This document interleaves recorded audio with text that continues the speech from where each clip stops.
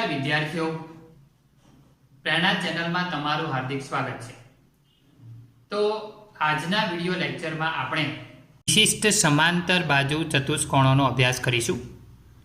એટલે કે વિદ્યાર્થીઓ, હવે જે આપણે ચતુષ્કોણો વિશે શીખીશું એ સમાંતર બાજુ ચતુષ્કોણો તો છે જ, પરંતુ એમાં કેટલીક વિશિષ્ટતા રહેલી છે અને વિદ્યાર્થીઓ એ આકૃતિ પરથી અને એની વ્યાખ્યા પરથી આપણને ખ્યાલ આવશે। તો માટે આપણે આ વિડિયો લેક્ચરમાં વિશિષ્ટ સમાંતર બાજુ ચતુષ્કોણો કેવા હોય છે એનો અભ્યાસ કરીશું। મતલબ કે વિદ્યાર્થીઓ, જે ચતુષ્કોણો આપણે હવે શીખીશું એ સમાંતર બાજુ ચતુષ્કોણ છે અને એના બધા જ ગુણધર્મોનું પાલન તો કરશે, પરંતુ એ ઉપરાંત થોડા વિશિષ્ટ ગુણધર્મો છે એનો પણ આપણે અહીંયા અભ્યાસ કરીશું।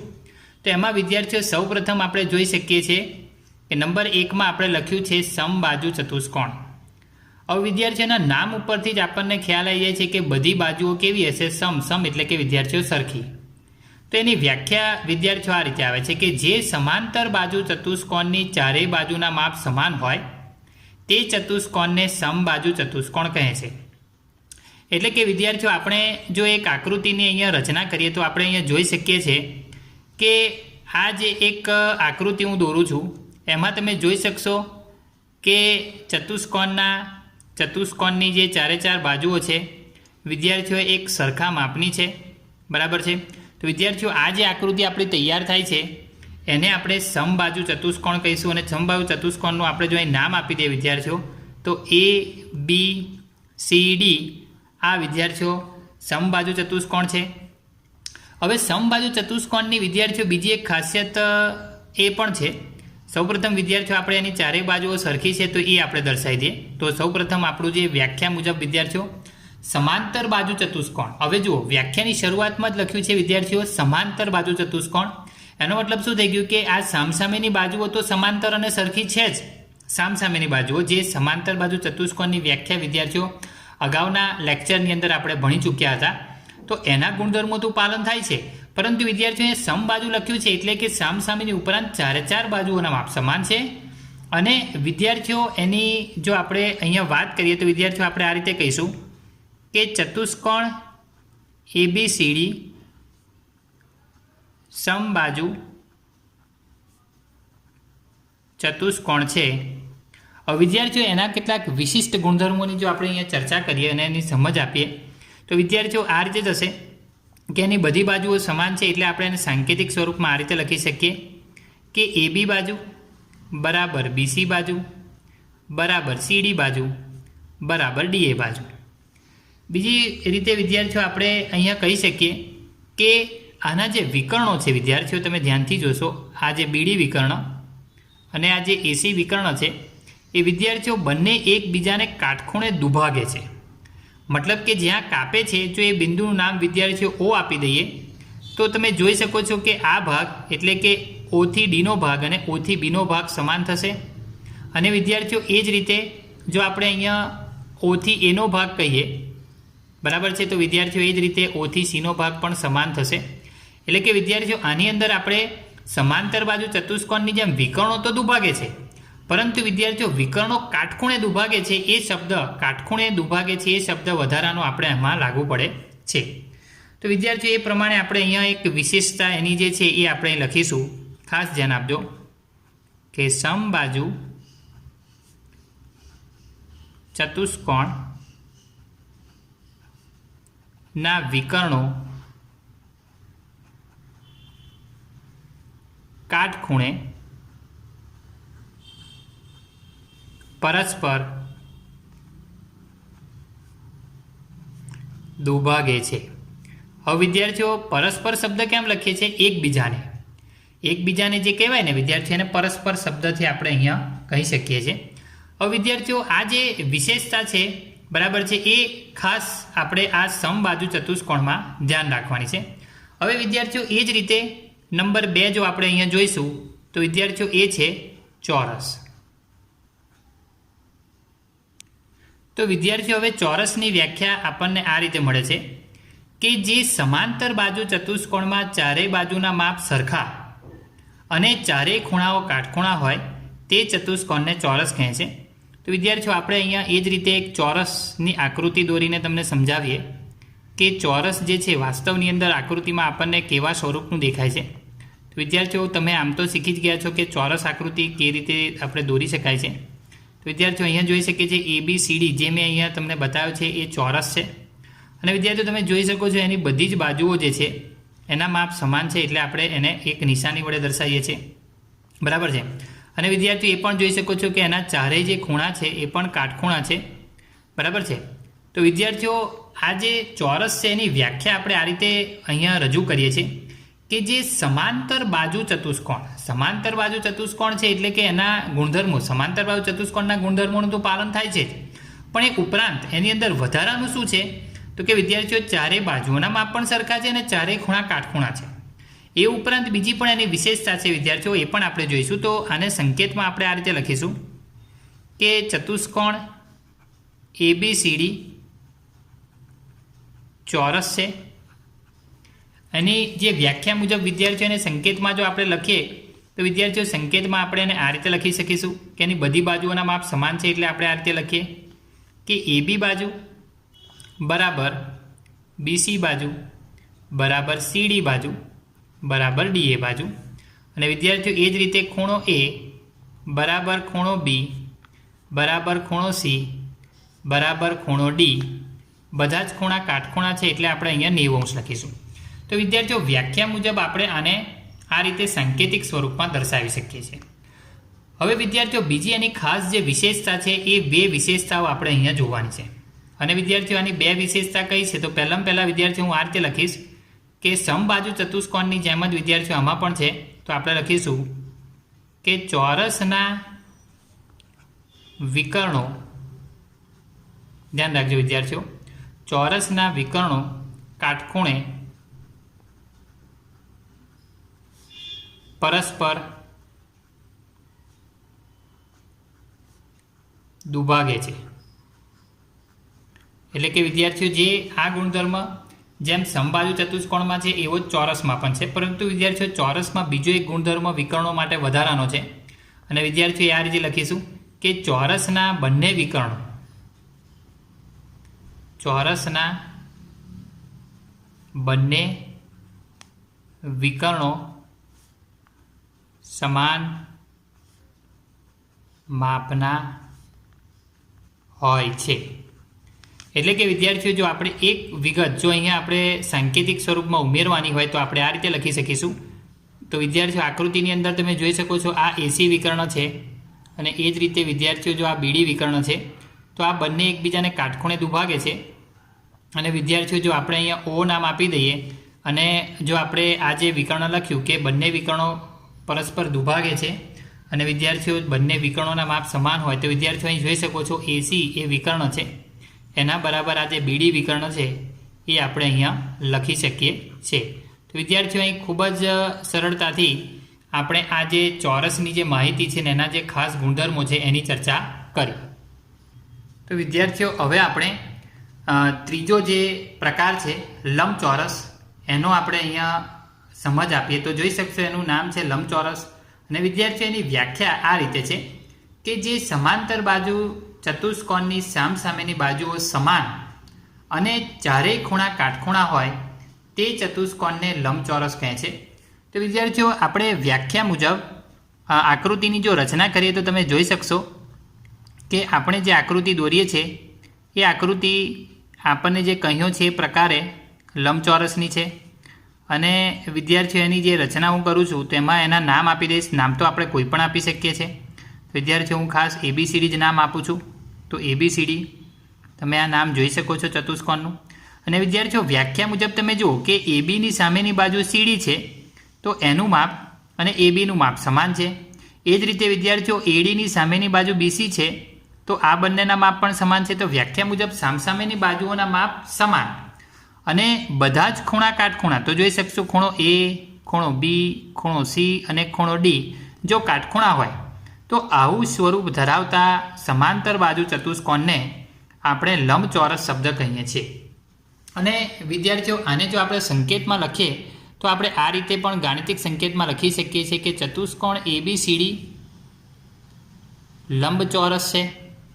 હવે વિદ્યાર્થીઓ એને ઓળખવા માટે આપણે આ રીતે એને લખી શકીએ છીએ કે AB બાજુ બરાબર એની સામેની CD બાજુ, એ જ રીતે વિદ્યાર્થીઓ AD બાજુ, એના ઉપર રેખાખંડની નિશાની પણ તમે કરી શકો છો, બરાબર BC બાજુ. તો વિદ્યાર્થીઓ આ રીતે એની સામસામેની બાજુઓ સમાન આપણે લખી શકીએ છીએ અને વ્યાખ્યા મુજબ આપણે એમ કહી શકીએ કે દરેક ખૂણા કાટખૂણા છે, એટલે કે ખૂણો A બરાબર ખૂણો B બરાબર ખૂણો C બરાબર ખૂણો D બરાબર 90°. તો દરેક ખૂણા કાટખૂણા છે એ પણ આપણે અહીંયા કહી શકીએ છીએ. હવે વિદ્યાર્થીઓ જેમ ચોરસ આપણે જોયું તો એમાં જે બે વધારાના આપણે ખાસ ગુણધર્મોની ચર્ચા કરી હતી, તો વિદ્યાર્થીઓ એ જ રીતે આની અંદર પણ બીજા વધારાના બે ગુણધર્મો છે અને વિદ્યાર્થીઓ વિશિષ્ટ ગુણધર્મોની આપણે ઉપયોગ ખાસ દાખલાઓમાં કરવાના હોય છે. તો વિદ્યાર્થીઓ એની હું અહીં સમજ આપું તો તમે જોઈ શકો છો કે લંબચોરસમાં પણ જે વિકર્ણો છે, એટલે કે AC વિકર્ણ અને BD વિકર્ણ, તો બંને વિકર્ણોના માપ સમાન છે અને વિદ્યાર્થીઓ આ બંને વિકર્ણો છે એ એકબીજાને O બિંદુની અંદર દુભાગે છે. તો વિદ્યાર્થીઓ એને અનુરૂપ જો આપણે અહીંયા વાત કરીએ તો તમે જોઈ શકો છો કે આ બંને વિકર્ણોથી જે છેદન બિંદુ O મળે છે, તો ત્યાંથી આ જે બંને વિકર્ણો એકબીજાને જે દુભાગે છે એમાં આ જે માપ છે OA, એટલું જ માપ વિદ્યાર્થીઓ OC થશે, એટલું જ માપ વિદ્યાર્થીઓ OD થશે અને એટલું જ માપ વિદ્યાર્થીઓ OB થશે. મતલબ કે આ ચારે ચાર ભાગના માપ સમાન હોય છે. તો વિદ્યાર્થીઓ એના માટે આપણે અહીંયા આગળ સ્પષ્ટ રીતે લખીશું કે લંબચોરસના વિકર્ણો પરસ્પર દુભાગે છે. તો વિદ્યાર્થીઓ અહીંયા કાટખૂણે દુભાગે છે એવો શબ્દ આપણે નહીં લખી શકીએ કારણ કે આ કાટખૂણો બનતો નથી. અને વિદ્યાર્થીઓનો બીજો જે ગુણધર્મ છે એ પણ આપણે ખાસ ધ્યાન રાખીશું કે લંબચોરસના વિકર્ણો ના માપ સમાન હોય છે. તો વિદ્યાર્થીઓ આવું ચોરસમાં પણ થાય છે અને લંબચોરસમાં પણ આ ગુણધર્મ બંનેમાં સામાન્ય છે. તો વિદ્યાર્થીઓ આ જે ગુણધર્મ છે એ પ્રમાણે જો આપણે એને સંકેતમાં લખીએ તો આપણે આ રીતે લખી શકાય કે અહીંયા પણ આપણે આ રીતે લખીશું કે AC વિકર્ણ, વિદ્યાર્થીઓ AC વિકર્ણ બરાબર BD વિકર્ણ છે. તો આપણે આ રીતે અહીંયા લખી શકીએ છીએ, બરાબર છે. અને વિદ્યાર્થીઓ જો એને અનુરૂપ આપણે જો એક વધારાનું વાક્ય લખવું હોય તો આપણે આ રીતે પણ લખી શકીએ કે એનાથી જે ચાર ભાગ થાય છે, એટલે કે OA બરાબર OB બરાબર OC બરાબર OD થાય. તો વધારાનું વિદ્યાર્થીઓ આ પણ આપણે અહીંયા લખવું હોય તો ગુણધર્મોમાં લખી શકીએ છીએ. હવે વિદ્યાર્થીઓ આ જે આપણે ત્રણ પ્રકાર જે શીખ્યા છે એને જ અનુરૂપ જે દાખલાઓ છે એનો આપણે અભ્યાસ કરીએ. તો વિદ્યાર્થીઓ ઉદાહરણ 7ની જે રકમ છે એ આ રીતે છે કે RICE સમબાજુ ચતુષ્કોણ છે. તો વિદ્યાર્થીઓ તમે જોઈ શકો છો કે આકૃતિની અંદર આપણને આ સમબાજુ ચતુષ્કોણ આપેલો જ છે અને વિદ્યાર્થીઓ એમાં એવું કીધું છે કે XYZ શોધો. તો વિદ્યાર્થીઓ આકૃતિ જે અધૂરી છે, જો આપણે આકૃતિને અહીંયા પૂર્ણ કરીએ તો વિદ્યાર્થીઓ આકૃતિની અંદર જે ER બાજુ છે એ આપણને 13 માપની આપી છે અને વિદ્યાર્થીઓ આ O થી Eનું માપ છે એને આપણને X કહ્યું છે અને O થી I નું માપ છે એ આપણને 5 આપ્યું છે. વિદ્યાર્થીઓ આ જે R થી Iનું માપ છે એ Z છે અને વિદ્યાર્થીઓ O થી Rનું જે માપ છે એ Y છે અને વિદ્યાર્થીઓ આ OCCનું જે માપ છે એ 12 છે. તો વિદ્યાર્થીઓ આપણને એમ કહ્યું છે કે ચતુષ્કોણ સમબાજુ છે, એટલે આપણે એમ કહી શકાય કે આ જે બધી બાજુઓના માપ છે એ કેવા થશે? સમાન થશે. તો વિદ્યાર્થીઓ આટલી માહિતી આપણને રકમની અંદર આપી છે ને એમાં એવું કીધું છે કે આ X એટલે કે O Eનું માપ, Y એટલે કે O Rનું માપ અને વિદ્યાર્થીઓ Z એટલે કે I થી Rનું માપ અથવા R થી Iનું માપ આપણે શોધવાનું છે. વિદ્યાર્થીઓ આની અંદર આપણે સમાંતર બાજુ ચતુષ્કોણના જે ખાસ ગુણધર્મો છે એનો જ આપણે ઉપયોગ કરીશું અને વિદ્યાર્થીઓ અહીંયા આપણે લખ્યું પણ છે, જો સમાંતર બાજુ ચતુષ્કોણના વિકર્ણો કાટખૂણે પરસ્પર દુભાગે છે. એનો મતલબ શું થશે વિદ્યાર્થીઓ કે જે વિકર્ણોનો કાપેલો જે ભાગ છે એટલે કે OE નો જેટલો ભાગ છે એટલો જ OI નો ભાગ થશે. અને વિદ્યાર્થીઓ સૌપ્રથમ સમબાજુ ચતુષ્કોણની બધી બાજુઓના માપ સમાન હોય તો વિદ્યાર્થીઓ આપણે Z તો ખૂબ સરળતાથી શોધી શકીએ છીએ, બરાબર છે, કારણ કે વિદ્યાર્થીઓ આ 13 છે તો બધી બાજુઓનું માપ 13 થાય તો Z પણ 13 થવાનું છે. તો આ સમજ સાથે આપણે દાખલાની શરૂઆત કરીએ તો વિદ્યાર્થીઓ આપણે અહીંયા જો શરૂઆતમાં આપણો ગુણધર્મ લખીશું તો આપણે આ રીતે લખીશું કે સમબાજુ ચતુષ્કોણ ના વિકર્ણો પરસ્પર કાટખૂણે દુભાગે છે. બરાબર છે. તો વિદ્યાર્થીઓ આને અનુરૂપ આપણે આ રીતે લખી શકીએ કે OE, ધ્યાન રાખજો વિદ્યાર્થીઓ, OE બરાબર OI. બરાબર છે. પરંતુ આપણે જાણીએ છીએ વિદ્યાર્થીઓ કે પરંતુ OI નું માપ આપણને રકમની અંદર આપ્યું છે 5. તો વિદ્યાર્થીઓ એ રીતે આપણે માટે કરીને લખી શકીએ કે OE નું માપ પણ કેટલું થઈ જશે વિદ્યાર્થીઓ 5 લખી શકીશું. માટે OE એટલે વિદ્યાર્થીઓ x છે તો x બરાબર પણ શું થઈ જશે 5. તો વિદ્યાર્થીઓ આ ખૂબ જ સરળતાથી આપણે xનું માપ શોધી કાઢ્યું. એ જ રીતે વિદ્યાર્થીઓ આપણે અહીંયા જે OC અને OR છે એના માટે આપણે લખીએ તો આપણે અહીં લખીશું કે OR બરાબર OC. બરાબર છે. બંને જે વિકર્ણ છે એના બે સરખા ભાગ છે. અને વિદ્યાર્થીઓ આપણે અહીંયા લખીશું કે પરંતુ OCનું માપ તો આપણને રકમની અંદર 12 આપ્યું છે તો માટે આપણે ORનું માપ કેટલું લખી શકીશું 12. પણ વિદ્યાર્થીઓ OR તો શું છે y છે તો આપણે માટે કરીને લખી દઈશું કે y બરાબર શું થશે વિદ્યાર્થીઓ 12. તો વિદ્યાર્થીઓ આ રીતે આપણને yનું માપ મળી ગયું છે. આ બંને વસ્તુ x અને y શોધવા માટે આપણે સમબાજુ ચતુષ્કોણના વિકર્ણો પરસ્પર કાટખૂણે દુભાગે છે આ ગુણધર્મનો વિદ્યાર્થીઓ આપણે અહીંયા ઉપયોગ કર્યો. હવે વિદ્યાર્થીઓ આપણે z શોધવાનું છે. તો z એ RI બાજુ છે અને RI બાજુ એ આખા ચતુષ્કોણની બાજુઓ છે. તો ચતુષ્કોણની બધી બાજુઓના માપ સમાન હોય તો વિદ્યાર્થીઓ જો ERનું માપ 13 હોય તો પછી RIનું માપ પણ શું થશે 13 જ થવાનું છે. તો એના માટે આપણે અહીંયા ગુણધર્મ જે વાપરીએ છીએ એ આપણે અહીં લખીએ તો આપણે આ રીતે લખીશું કે સમબાજુ ચતુષ્કોણ ની બધી જ બાજુ સરખી હોય. તો વિધાન આનો ઉપયોગ કરીએ તો આપણે આ રીતે લખી શકીએ કે જે શોધવાની બાજુ છે એ RI છે તો RI બરાબર શું થશે વિદ્યાર્થીઓ ER થશે. પરંતુ વિદ્યાર્થીઓ અહીંયા તમે જોઈ શકો છો આપણી જે ER બાજુ છે એ તો 13 આપી છે. બરાબર છે. તો માટે આપણે RI બાજુને પણ શું કહી શકીએ વિદ્યાર્થીઓ 13 કહી શકીશું. પરંતુ વિદ્યાર્થીઓ RIનું નામ તો શું છે Z છે તો આપણે લખીશું માટે Z બરાબર કેટલા થશે વિદ્યાર્થીઓ 13. તો તમે જોઈ શકો છો આ રીતે આપણે જે બીજો ગુણધર્મ છે એનો ઉપયોગ કરીને આપણે જે x y z ની કિંમત જે રકમમાંથી શોધવાની કહી હતી એ વિદ્યાર્થીઓ આપણે અહીંયા શોધી.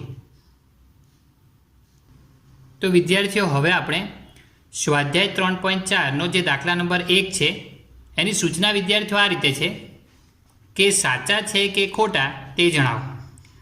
મતલબ કે આપણને અહીંયા A થી શરૂ કરી અને H સુધી કેટલાક વિધાનો આપ્યા છે વિદ્યાર્થીઓ.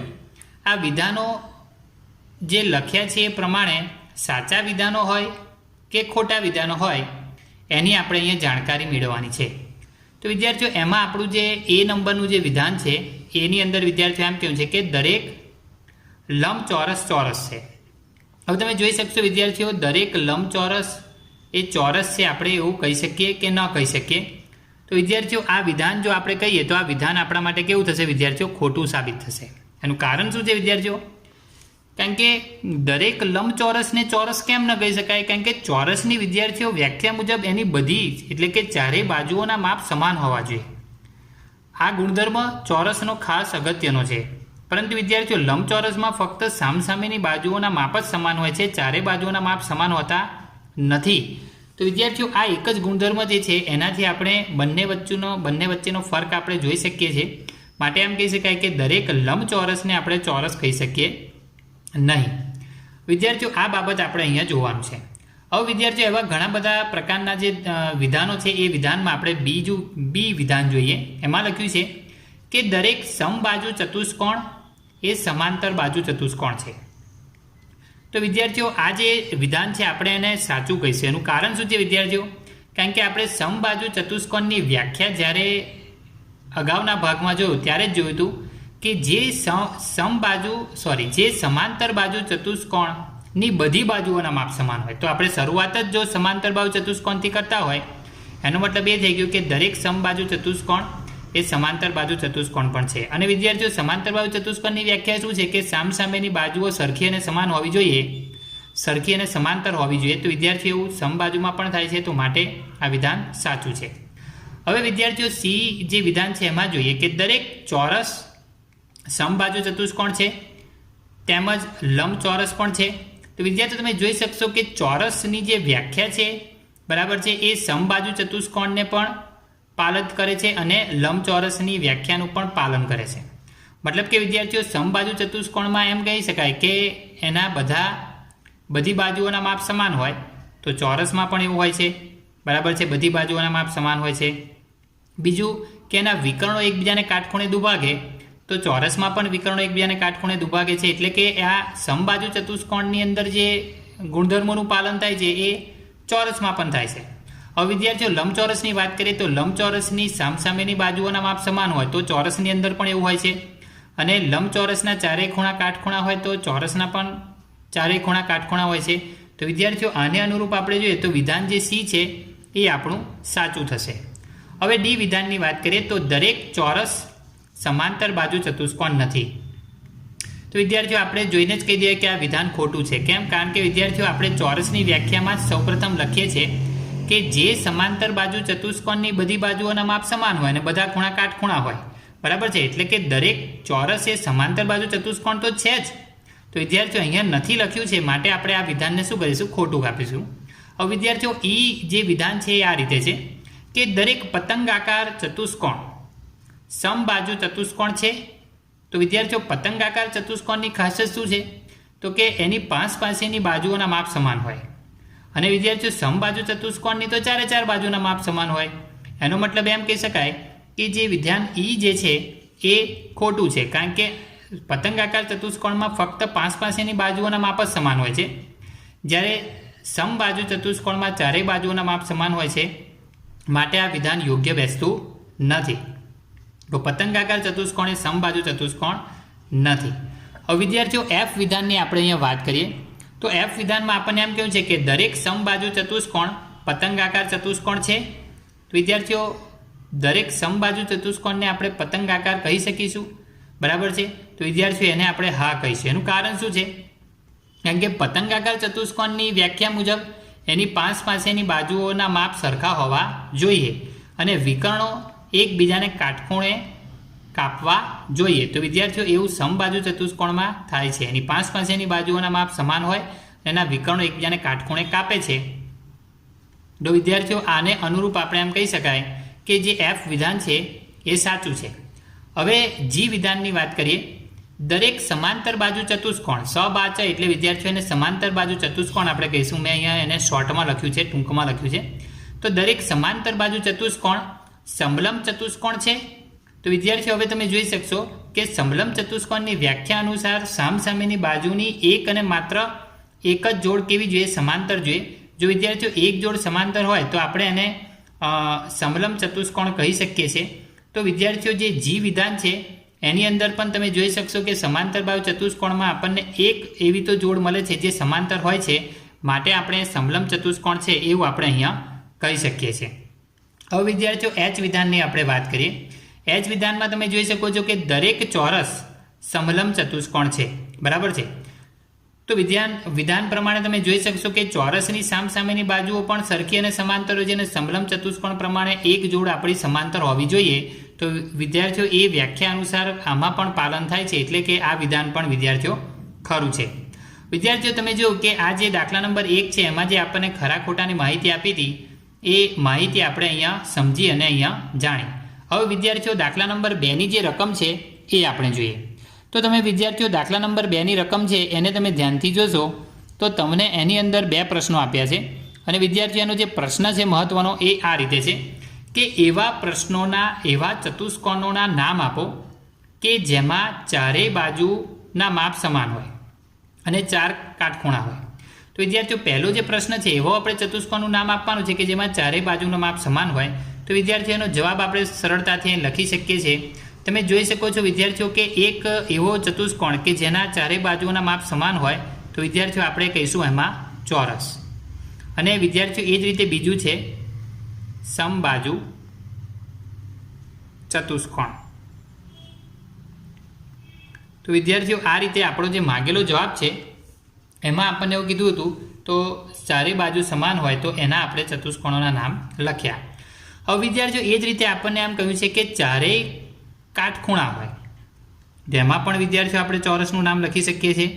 અને બીજું તમે કયા ચતુષ્કોણનું નામ વિચારો છો?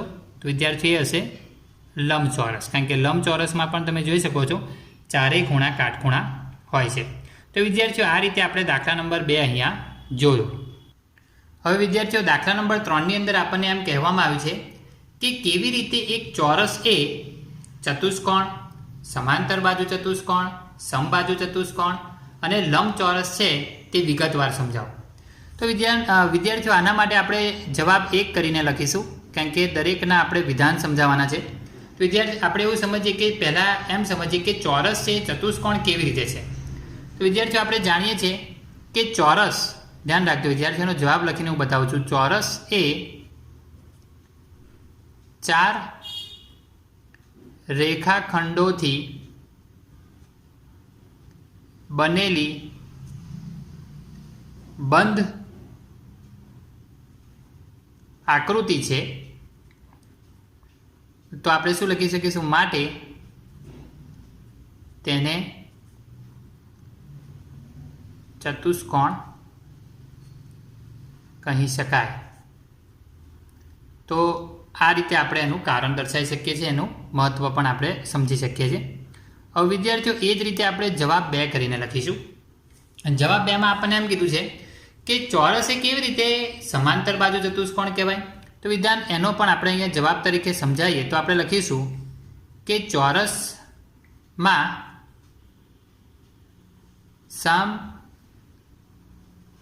સામેની બાજુઓ સરખી અને સમાંતર છે, માટે તે સમાંતર બાજુ ચતુષ્કોણ છે. તો વિદ્યાર્થી આ રીતે આપણે કહી શકીએ છીએ કે ચોરસ એ સમાંતર બાજુ ચતુષ્કોણ થશે. એ જ રીતે વિદ્યાર્થીઓ હવે આપણે 3જા નંબરના જવાબની વાત કરીએ. એમાં આપણને એમ કીધું છે કે ચોરસ એ સમબાજુ ચતુષ્કોણ કેવી રીતે થશે. તો સમબાજુ ચતુષ્કોણની વ્યાખ્યાનું પણ અહીંયા પાલન થાય છે. તો તમે લખશો કે ચોરસ, ધ્યાન રાખજો, ની બધી જ બાજુઓ ના માપ સમાન છે, માટે ચોરસ સમબાજુ ચતુષ્કોણ હોઈ શકે. કે છે તમે લખશો તો પણ ચાલશે વિદ્યાર્થીઓ, છે લખશો તો પણ ચાલશે. હવે વિદ્યાર્થીઓ 4થા નંબરના જવાબની વાત કરીએ તો આપણને એમ કહ્યું છે કે ચોરસ એ લંબચોરસ કેવી રીતે હોઈ શકે. તો વિદ્યાર્થીઓ હવે આપણે અહીંયા એ જોઈશું કે જે ચોરસ છે એટલે એમાં આ રીતે લખીશું કે ચોરસની સામસામેની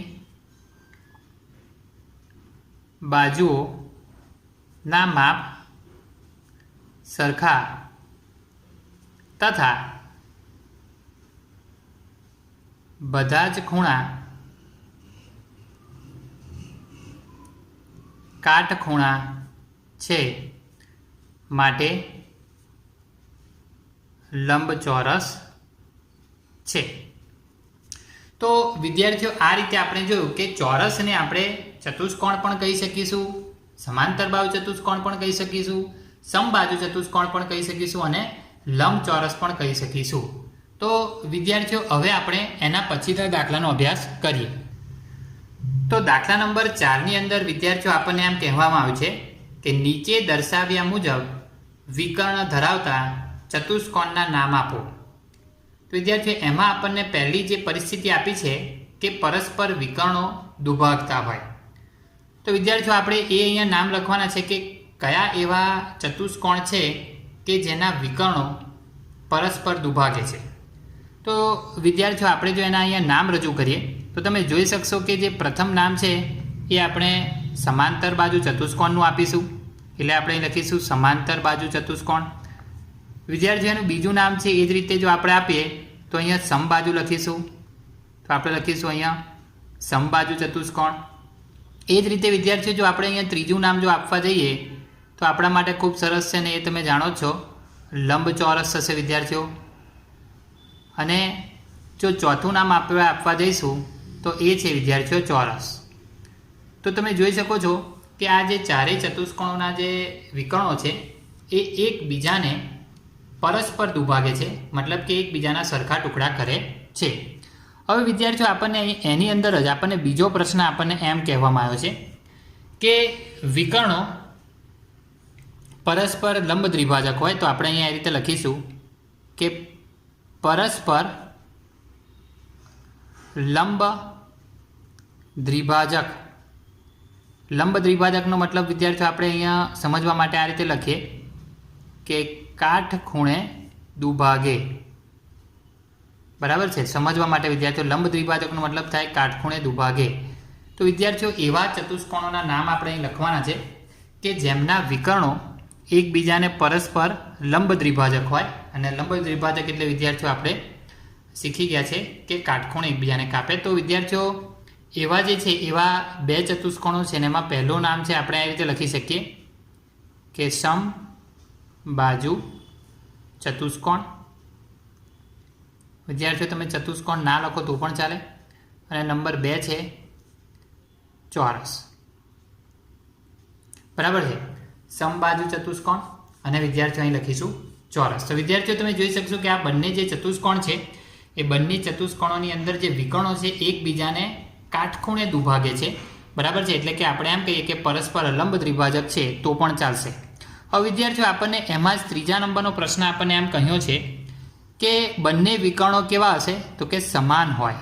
બરાબર છે, બંને વિકર્ણો સમાન હોય. તો વિદ્યાર્થીઓ આ પરિસ્થિતિમાં આપણે કેટલા ચતુષ્કોણ મળશે એ આપણે જોઈએ. તો એમાં પણ તમે જોઈ શકશો વિદ્યાર્થીઓ આપણને એવા બે ચતુષ્કોણના નામ મળે છે અને એમાં છે સૌપ્રથમ આવશે વિદ્યાર્થીઓ લંબચોરસ. તમે જોઈ શકો છો વિદ્યાર્થીઓ કે લંબચોરસના બંને વિકર્ણોના માપ સમાન એટલે કે સરખા માપના હોય છે. અને એ જ રીતે વિદ્યાર્થીઓ બીજું નામ આપણને મળશે ચોરસનું, કારણ કે વિદ્યાર્થીઓ ચોરસમાં પણ બંને વિકર્ણોના માપ કેવા હોય છે, સમાન હોય છે.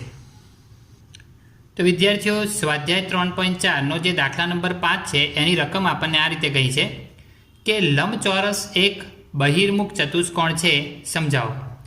હવે વિદ્યાર્થીઓ આપણે બહિર્મુખ ચતુષ્કોણની જો વાત કરીએ તો એના માટે આપણે જે શરતોનું જે પાલન છે એ શું લંબચોરસ કરે છે? તો એમાં આપણે વિદ્યાર્થીઓ સૌપ્રથમ જે શરત 1 છે એ આપણે જોઈએ. તો આપણે જાણીએ છીએ વિદ્યાર્થીઓ કે બહિર્મુખ જે ચતુષ્કોણ હોય, બરાબર છે, એના દરેક ખૂણાનું માપ 180 કરતાં ઓછું હોવું જોઈએ. તો વિદ્યાર્થીઓ આપણે અહીંયા લંબચોરસ માટે એ રીતે લખી શકીએ છીએ અને આપણે લખીએ કે લંબચોરસમાં દરેક ખૂણાનું માપ 180° કરતાં ઓછું છે. તો વિદ્યાર્થીઓ એની પહેલી શરતનું પાલન લંબચોરસની અંદર થાય છે. અને વિદ્યાર્થીઓ એ જ રીતે આપણે જો એની બીજી શરતનું પણ વિચારણા કરીએ કે લંબચોરસના બંને વિકર્ણો છે વિદ્યાર્થીઓ એ ચતુષ્કોણની અંદરના ભાગમાં આવે છે. અને વિદ્યાર્થીઓ બહિર્મુખ ચતુષ્કોણમાં પણ એનું એ જ પ્રકારનું સ્વરૂપ હોય છે. તો આપણે અહીંયા લખી શકીએ કે બંને વિકર્ણો લંબચોરસ ના અંદરના જ ભાગમાં આવેલા હોય છે. તેથી તે બહિર્મુખ ચતુષ્કોણ છે. તો વિદ્યાર્થીઓ હવે આપણે દાખલા નંબર 6ની વાત કરીએ. અને એમાં આપણે રકમની અંદર એમ માહિતી આપી છે કે કાટકોણ ત્રિકોણ ABCમાં કાટખૂણાની સામેની બાજુનું મધ્યબિંદુ O છે, શિરોબિંદુઓ A B C થી બિંદુ O કેવી રીતે સમાન અંતરે આવે છે તે સમજાવો. અને વધારાની માહિતીમાં વિદ્યાર્થીઓ આપણને કૌંસ આપેલો છે કે અહીં તૂટક રેખાઓ તમારી સહાયતા માટે દોરેલ છે. તો વિદ્યાર્થીઓ અહીંયા મેં તમને અડધી આકૃતિ દોરી છે તમારી સમજ માટે, અને હું હવે પૂરી કરું છું. તો તમે જોઈ શકશો કે આ જે ત્રિકોણ છે ABC એ કાટકોણ ત્રિકોણ છે, એટલે વિદ્યાર્થીઓ આપણે અહીંયા ખૂણા B ને કાટખૂણો તરીકે દર્શાવીએ છીએ. અને વિદ્યાર્થીઓ આપણને એમ કીધું છે કે આ ACનું મધ્યબિંદુ છે. તો વિદ્યાર્થીઓ આપણને એક તૂટક રેખા પણ દર્શાવી છે. તો એના માટે વિદ્યાર્થીઓ હું શરૂઆત અહીંયાથી કરીશ કે જેથી કરીને હું તમને તૂટક રેખાઓની પણ અહીંયા સમજ આપીશ કે જે આપણે રકમની અંદર આપી છે. અને આપણે આ દાખલાની શરૂઆત કરીએ. તો વિદ્યાર્થીઓ શરૂઆતમાં આપણે આ રીતે લખવું પડશે. ધ્યાનથી તમે જોશો કે જે મધ્યબિંદુ છે, બરાબર છે, માની લો કે વિદ્યાર્થીઓ આ મધ્યબિંદુને જો હું O નામ આપી દઉં અહીંયા, તો વિદ્યાર્થીઓ આપણે અહીંયા આ રીતે જોઈશું. તમે ધ્યાનથી અહીંયા જોશો તો તમને ખ્યાલ આવશે કે આ જે માપ છે OB, બરાબર છે, એટલું જ માપ વિદ્યાર્થીઓ OD થાય. તો વિદ્યાર્થીઓ આ જે OD થાય એવું આપણે એક બિંદુ લેવાનું છે. તો વિદ્યાર્થીઓ અહીંયા આ રીતે લખીશું કે OB બરાબર OD થાય તેવું બિંદુ D BO કિરણને આગળ લંબાવતા મેળવો. તો વિદ્યાર્થીઓ તમે જોઈ શકશો કે આ BO કિરણ આપણે આગળ લંબાવીએ, અને વિદ્યાર્થીઓ અહીંયા ભલે તમને સહેજ માપ બરાબર ન દેખાતું હોય, પરંતુ વિદ્યાર્થીઓ આ માપ સરખું જ છે એવું આપણે માનવું પડશે. એટલે કે વિદ્યાર્થીઓ આ જે છે એટલું જ માપ આ છે, આપણે એ રીતે અહીંયા માનવાનું છે. હવે વિદ્યાર્થીઓ આ જે માહિતી છે, બરાબર છે, એ મુજબ આપણને આ પ્રકારની રચના મળે છે. તો વિદ્યાર્થીઓનો બીજો પદ આપણે લખીએ કે AD રેખાખંડ અને CD રેખાખંડ દોરો. તો વિદ્યાર્થીઓ જ્યારે આપણે આને દોરીશું તો આપણે આને એક તૂટક રેખાથી દર્શાવીશું, કારણ કે આકૃતિની અંદર વાસ્તવમાં આપણને આ એક તૂટક રેખાથી દર્શાવેલું છે. તો આ રીતે આપણે બંનેને જોડીશું અને એક તૂટક રેખા પણ રાખીશું, જે આપણને અહીંયા લખેલું હતું સહાયતા માટે તૂટક રેખા છે. તો વિદ્યાર્થીઓ જ્યારે આપણે આ દોરીએ છીએ તો તમે જોઈ શકો છો કે આ જે ચતુષ્કોણ છે ABCD, બરાબર છે, એક ચતુષ્કોણનું સ્વરૂપ ધારણ કરે છે. ABCD ચતુષ્કોણ બને છે. હવે વિદ્યાર્થીઓ તમે જોઈ શકશો કે આપણે રકમની અંદર સ્પષ્ટ કીધું છે કે O એ કાટખૂણાની જે સામેની બાજુ આ AC છે એનું મધ્યબિંદુ છે. એટલે મધ્યબિંદુ હોય તો વિદ્યાર્થીઓ O થી A નું માપ અને O થી C નું માપ સરખું થાય. તો વિદ્યાર્થીઓ આપણે અહીં લખીશું કે OA બરાબર OC. એનું કારણ આપણે અહીંયા વિદ્યાર્થીઓ આ રીતે લખી શકીએ છીએ. તો આપણે આ રીતે લખીએ AC રેખાખંડનું મધ્ય બિંદુ O છે, કારણ કે એ આપણને રકમની અંદર જ વિદ્યાર્થીઓ કહ્યું છે. અને વિદ્યાર્થીઓ એ જ રીતે હમણાં જ આપણે રકમની અંદર અહીંયા જ આપણે શરૂઆત કરતાં લખ્યું કે OBનું જેટલું માપ થાય એટલું જ આપણે ODનું માપ આપણે લેવાનું છે, જે આપણે અહીંયા રચના પરથી લીધું છે. તો વિદ્યાર્થીઓ આ બંને વસ્તુ પરથી આપણે શું ધારણા કરી શકાય કે આકૃતિની અંદર જે આપણને ચતુષ્કોણ બને છે એના જે ભાગ છે વિદ્યાર્થીઓ, આ ભાગ અને આ ભાગ સરખો છે, અને OBનો ભાગ અને ODનો ભાગ સરખો છે. તો આપણું જે વિધાન છે એ પ્રમાણે વિકર્ણોના બંને ભાગ, બંને ટુકડાઓ જો સમાન હોય તો વિદ્યાર્થીઓ આપણે આ રીતે લખી શકાય કે આમ ચતુષ્કોણ ABCDના બંને વિકર્ણો પરસ્પર દુભાગે છે. બરાબર છે વિદ્યાર્થીઓ, તમે જોઈ શકશો દુભાગે એટલે કે એકબીજાના સરખા ભાગ કરે છે. તો વિદ્યાર્થીઓ આપણે અહીંયા જોઈ શકીએ છીએ કે જો વિકર્ણો એકબીજાને દુભાગતા હોય, બરાબર છે, તો આપણે એને એવી રીતે કહી શકીએ કે માટે ચતુષ્કોણ ABCD સમાંતર બાજુ ચતુષ્કોણ છે. તો વિધાન આપણી જે માહિતી આપણને જે મળતી જાય છે એ પ્રમાણે વિદ્યાર્થીઓ હજી જો આપણે આગળ વધીએ તો તમે જોઈ શકશો કે ચતુષ્કોણ ABCD સમાંતર બાજુ ચતુષ્કોણ છે, તથા આપણને આકૃતિમાં ખૂણો બી છે એ કાટખૂણો આપ્યો છે એટલે કે 90° છે. તો વિદ્યાર્થીઓ આવું આ પ્રકારનું સ્વરૂપ શેમાં હોય કે ભાઈ સમાંતર બાજુ ચતુષ્કોણ હોય અને એક ખૂણો જો કાટખૂણો હોય તો વિદ્યાર્થીઓ એવું તો લંબચોરસની અંદર હોય. તો એ માહિતી આ જે માહિતી આપણને મળી છે એના પરથી આપણે એવું લખી શકાય કે માટે ચતુષ્કોણ ABCD લંબચોરસ છે તેમ કહેવાય. હવે વિદ્યાર્થીઓ જો એ લંબચોરસ છે એમ આપણે કહીએ તો લંબચોરસના તો બંને વિકર્ણો સમાન હોય. તો વિદ્યાર્થીઓ આપણે આ રીતે લખીશું કે માટે AC વિકર્ણ બરાબર BD વિકર્ણ. તો આપણે લખીશું વિકર્ણો સમાન થાય. હવે જો વિદ્યાર્થીઓ વિકર્ણો સમાન થાય તો એમના જે કપાયેલા જે ભાગ છે બરાબર છે, જે કપાયેલા ભાગ છે જે આકૃતિમાં આપણે જોઈ શકીએ છીએ વિદ્યાર્થીઓ, O થી A નું માપ, O થી B નું માપ, O થી C નું માપ અને O થી D નું માપ એ પણ માપ સરખા થાય. તો આપણે લખીશું માટે OA બરાબર OB બરાબર OC બરાબર OD. તો આપણે લખીશું દુભાગેલા ભાગ પણ સમાન. સોરી વિદ્યાર્થીઓ અહીંયા સમાન લખીશું. તો આ રીતે આપણે આ વિધાન પ્રમાણે આ ચારેય બાજુઓ જે ભાગ કપાય છે એ પણ સરખા થાય. તો એ પ્રમાણે આપણને રકમની અંદર એમ કહ્યું હતું વિદ્યાર્થીઓ કે O થી A નું માપ, B નું માપ અને C નું માપ કેવી રીતે સરખું છે તે સમજાવો. તો આપણે આ રીતે લખી શકીએ છીએ કે માટે એટલે કે આમ લખશો તો પણ ચાલશે વિદ્યાર્થીઓ. આમ O A B અને C થી સરખા અંતરે થાય. તો વિદ્યાર્થીઓ આ રીતે આપણો જે દાખલા નંબર 6 છે એ અહીં પૂર્ણ થાય છે.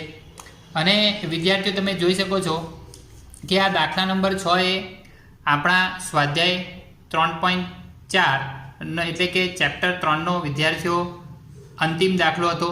તો વિદ્યાર્થીઓ આ વિડીયો લેક્ચર આપણે અહીં પૂર્ણ કરીએ છીએ અને આ વિડીયો લેક્ચર સાથે વિદ્યાર્થીઓ આપણું પ્રકરણ 3 પણ અહીં પૂર્ણ થાય છે. આવતા વિડીયો લેક્ચરમાં આપણે ફરીથી મળીશું. વિડીયો લેક્ચર તમને પસંદ આવ્યો હોય તો તમે સબસ્ક્રાઈબ અને લાઈક જરૂરથી કરજો. આવજો.